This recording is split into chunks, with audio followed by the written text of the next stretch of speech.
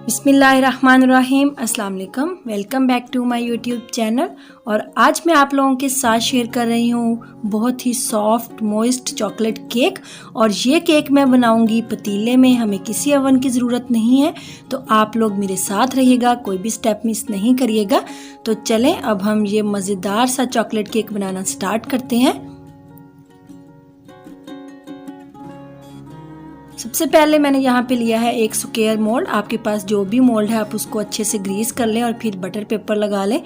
अगर आपके पास butter paper नहीं है तो आप कोई सिंपल पेपर भी लगा सकते हैं या फिर मैदा छिड़क लें। तो हमने बटर पेपर लगा के इसको अच्छे से ग्रीस कर दिया है और इसको हम अब रख देंगे साइड पे। और यहाँ मैंने लिया है 1.5 कप मैदा, यानी कि 1.5 कप मैदा। और उसमें मैं ऐड करूँगी 1 tablespoon levelled baking powder. भर के नहीं, लेवल करके 1 टेबल स्पून डाला है और आधा कप कोको पाउडर डाला है। और इन तीनों चीज़ों को अच्छे से हम छान लेंगे और इनको साइड पे रख देंगे।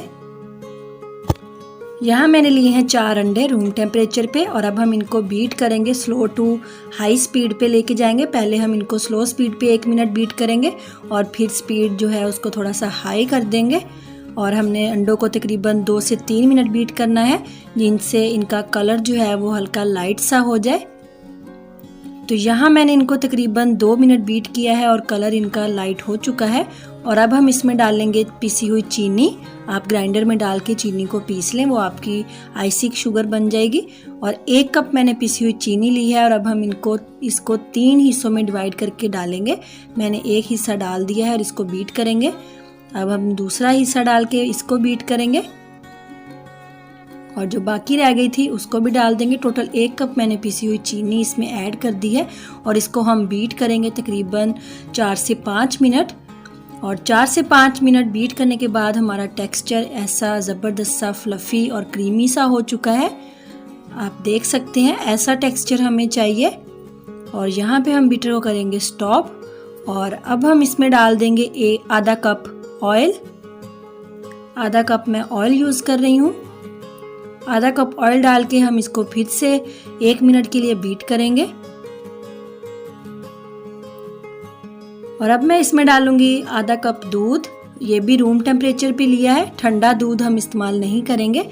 केक में कोई भी चीज़ जो है वो आप ठंडा इंग्रेडिएंट्स कोई भी यूज़ नहीं करिएगा। तो इनको हमने 1 मिनट के लिए स्लो स्पीड पे बीट कर लिया है।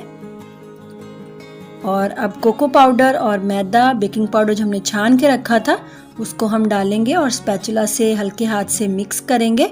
एक ही डायरेक्शन में हम सॉफ्टली इसको फोल्ड करेंगे और मिक्स करेंगे।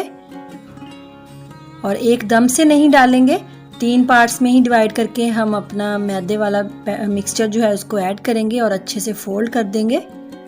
तो यहाँ मैंने अच्छे से इसको फोल्ड कर लिया है, साइड से भी इसको स्क्रैप कर लेंगे। तो हमारा ज़बरदस्त सा बहुत ही अच्छी कंसिस्टेंसी वाला बैटर जो है वो रेडी हो चुका है। आप देख सकते हैं ऐसा क्रीमी सा टेक्सचर बन चुका है। अगर आपको लगे आपका बैटर थोड़ा सा हार्ड है तो आप थोड़ा सा दूध और भी ऐड कर सकते हैं। तो यहाँ हमारा बैटर जो है वो परफेक्ट है। अब हम इसको टर्न कर देंगे मोल्ड में जो हमने ऑलरेडी ग्रीस करके रखा हुआ था।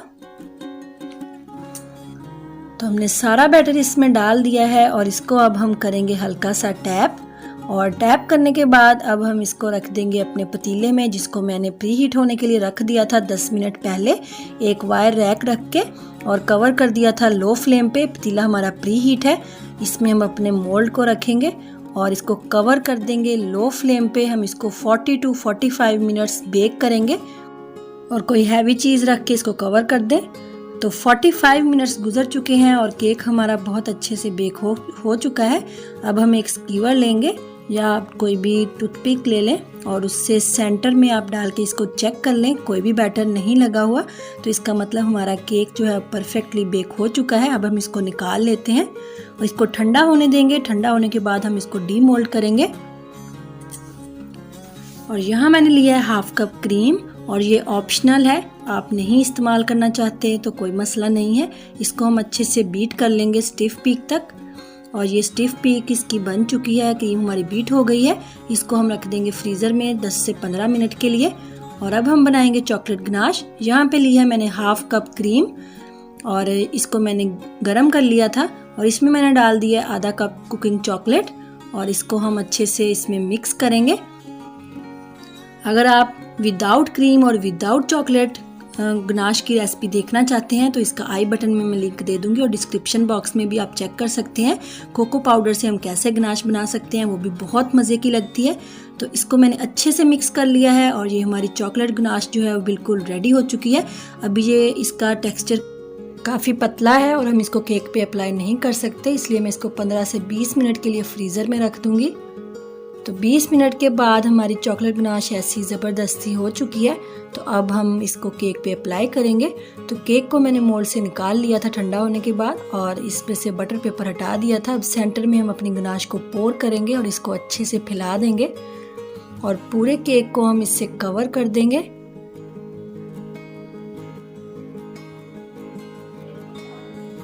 तो ये देखें, बहुत ही मज़े की लगती है। अगर आप ये वाली गनाश नहीं यूज़ करना चाहते तो आप कोको पाउडर से बहुत इजीली गनाश घर पे बना सकते हैं, वो भी बहुत टेस्टी लगती है।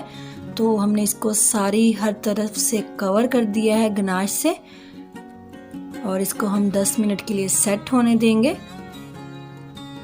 और अब मैंने पाइपिंग बैग में क्रीम डाल ली है और इससे हम हल्की सी डिज़ाइनिंग करेंगे। ये बिल्कुल ऑप्शनल है, आप नहीं करना चाहते तो कोई मसला नहीं है।